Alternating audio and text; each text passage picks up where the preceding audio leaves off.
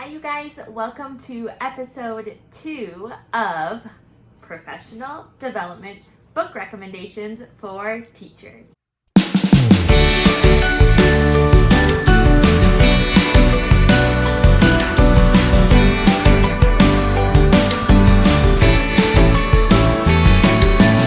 Hi, I'm so glad you are back. My name is Christina and I'm a kindergarten teacher in Minnesota. And this fall, I'll be going into my 6th year of teaching kindergarten. So I've started a series on all of my favorite books that I love to read during the summer or throughout the year to help me be a better teacher. In episode 1, I talked about conscious discipline and how that is like my all-time favorite book for me to read each year. Today's episode is all about my favorite reading books. So these are books that talk about guided reading. These are books that talk about centers that you can do during your guided reading rotations, all that great stuff. So let's get started. The first book that I love is the Reading Strategies book. Now this book, I could pretty much put a post-it note on every single page. What I love about this book is that it comes with, like it says, 300 strategies. It really goes through each level of reader that you might have in your classroom. And it has different goals that reader might be working on that you could work on for your guided reading session. So for example, it might say the linger finger. That's the strategy that you're using with an emergent reader. You can use any genre. It has to have pictures. And then the skill that they're working on is noticing details. And this is just strategies for pre-emergent and emergent readers at a glance. It has all of those right there. Is each page on the side talks about who is it for, what kind of reader, so the emergent reader, what genre or text type you might use, and then the skills that they're working on. And then it just talks through in a really quick way what the strategy is, some teaching tips it has on there, and then prompts that you can use during your guided reading time. So you might say if they're being an explorer who finds treasures in books, that might be what you're teaching in a mini lesson. And you might talk about, do you see anything on this page? Look all the way across the page. What do you see? Not so fast. Let's stay on the page to see what else we can find. That is a treasure. Like, those are all great ways that we can help reinforce the skill or strategy that we're working on. Most of the strategies have an anchor chart that goes with it that, as a kindergarten teacher, I just love that because it inspires me to create one as well. Like, I love the word treasure hunt. We've done that a lot when we start learning sight words. And all through the year, students use that strategy to find more sight words. As you work your way through the book, the levels that each strategy is for gets a little bit bigger. So this is for levels A through I. And as you can see, like, this is our read to self stamina chart. A lot of these things you might already do, but it just gives you so many great ideas on things that you can do during your reading time. And even towards the end, some of these are for like levels J through Z, which isn't typically going to be a lot of kindergarten students. But on the next page here, even though it's at the back of the book, it has levels A through Z, but then it might say it's probably best for these levels. So truly you can really benefit from tons of these strategies.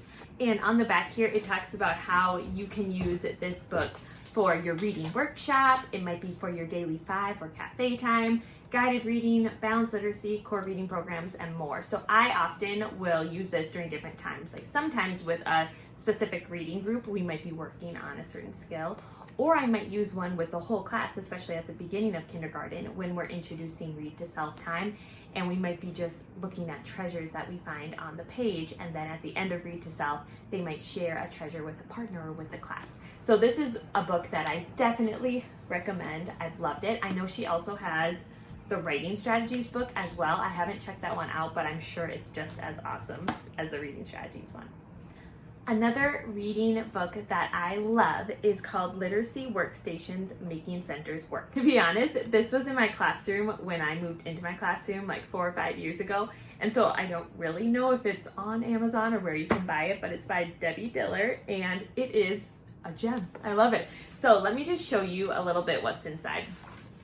So at the beginning of this book, it talks about literacy workstations. So it talks about what areas of your classroom could look like to create these stations for your students, what kind of materials you might need, giving students time to practice those stations, and kind of modeling the gradual release of responsibility for students at the beginning of the year.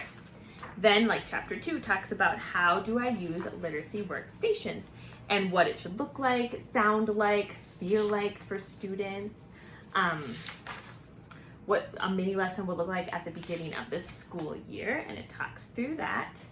It does have some picture examples to help out as well. Different areas that you might have for your workstations, your literacy stations. So if one of yours is that students get to read in the classroom library, there's a whole chapter dedicated about what the children are doing during that time, how to set up the library, the materials you need, how to introduce it, what the teacher needs to model this strategy. And then each chapter goes through a literacy activity or center that you could incorporate in your classroom. So I love this book because it just gives me ideas to kind of think about what will work with my students in my classroom. So the Big Book workstation, I love having big books available for my kindergartners to use. And this just talks about different things that the children can do at that station.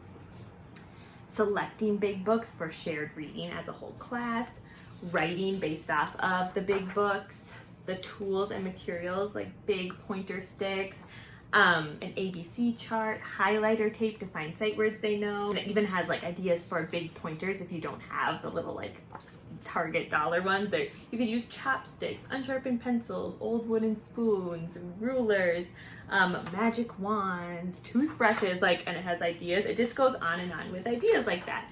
So it talks through like a writing workstation, a poetry station, just tons of ideas if you're looking for different centers for your classroom. And then I love towards the back here, it has kind of the planning of the station. So with a student that's at the emergent stage of reading, it says, if you see this, they're just flipping pages in the books. Directly teach this, then have the child practice at this literacy workstation. So it gives them the stations they should be working at and the different activities that they could do at that station. So it's a really helpful tool if you're kind of wondering, how I can set up stations in my classroom, just getting different ideas. I love this one. Here is another book that I recently bought this past year, and it is called The Next Step Forward in Guided Reading. And this is for grades K through 8, so it does have a big range there. It starts by having the first 6 weeks K through 1, teaching routines and procedures for reading workshop, or whatever you might call it. So it talks about the different weeks, what you should be doing during that time.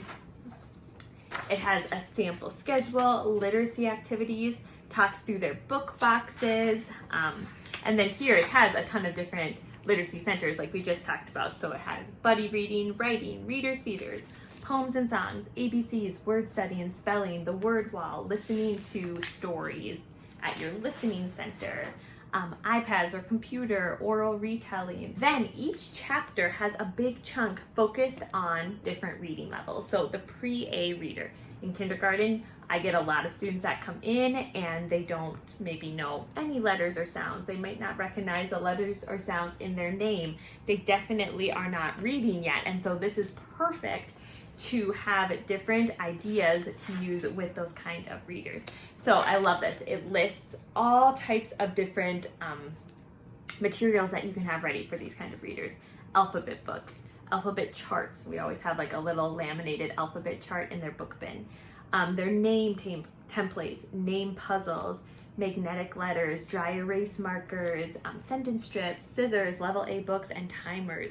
And it talks through what each of those materials can look like, how you can organize them for these students. It just goes into so much detail for that learner. So working with names, when you have students that don't know how to read, recognize, or write their name, there's puzzles that you can do.